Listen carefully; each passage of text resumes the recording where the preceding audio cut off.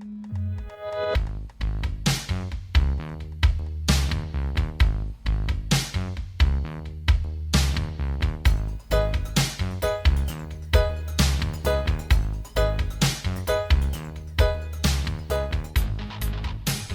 guys, Ken here, Postcards from Cebu.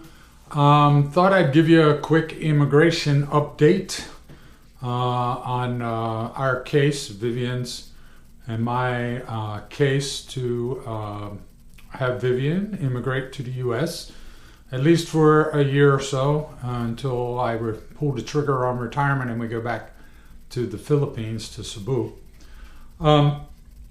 I filed the I-130 form, they call it a petition, with USCIS, the United States Citizenship and Immigration Service.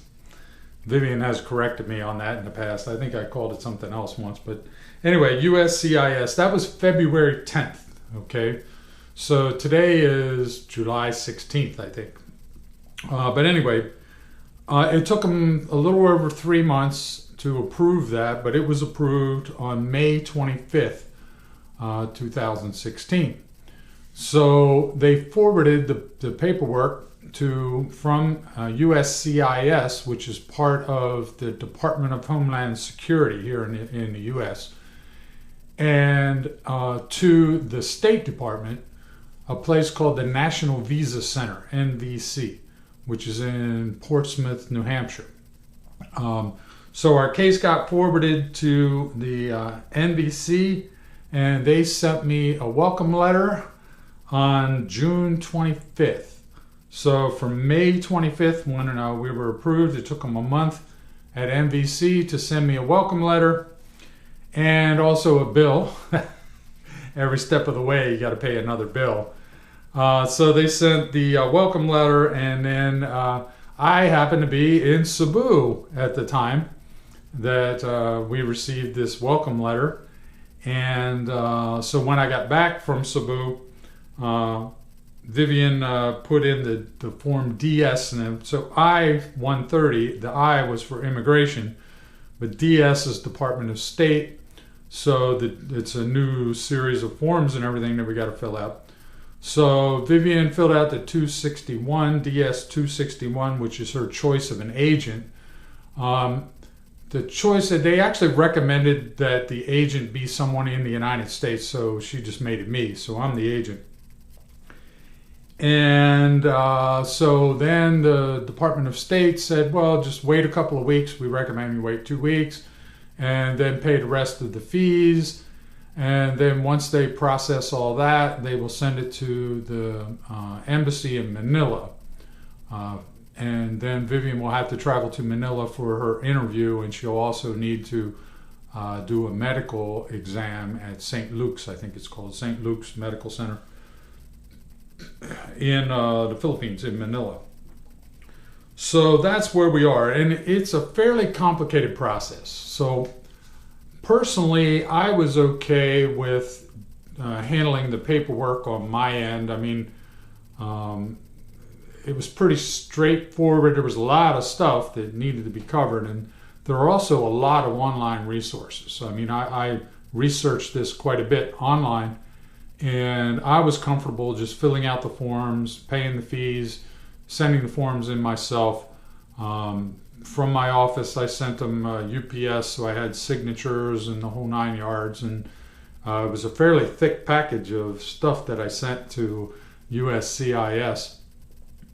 But it is complicated. There are a lot of details that need to be taken care of. So if you're not really a detailed-oriented kind of person and you're embarking on this journey like I have, then you may want to consider hiring an attorney. Now, there are immigration attorneys. They tend to be very expensive.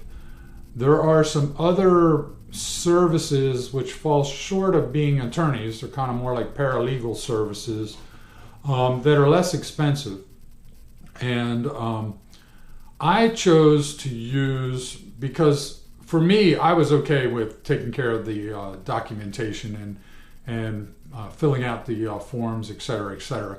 But Vivian was really worried about it, and I love her to death, and I wanted her to be comfortable with the process. Also, a lot of the Filipinos seem to be really scared of the interview at the U.S. Embassy, although I understand that's probably the easiest part of the whole process. Anyway, so I hired an outfit called Pinay Visa. Their website, Pinay Visa, PINAYVISA.com. It's Larry and Roni. I think I know they're over in Dumaguete. Actually, on our last trip, when we were in Oslo, Vivian and I were planning to take the ferry over to Dumaguete. We were going to meet with Larry and Roni and have dinner.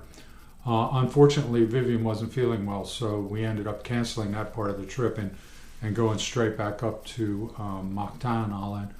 But anyway, sorry, Larry. Would have been nice to have met you in person and had dinner. Maybe we'll do that eventually.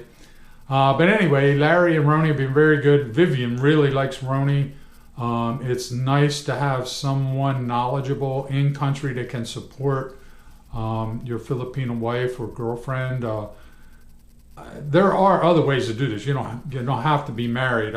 In our case, since Vivian and I are already married, we chose the I-130. But there are also programs with immigration for fiancés and other kinds of things. And Larry and Roni can certainly help you out with any of that. So this is a plug for PinayVisa.com. Check them out and they will help you out. So anyway, that's the update, guys. Thanks for watching. Up here somewhere is that subscribe button. Please click and subscribe. We'd love to have you join us. Feel free to comment in the comment sections below, but remember, they need to be appropriate. Appropriate comments only. And thanks for watching. We'll see you.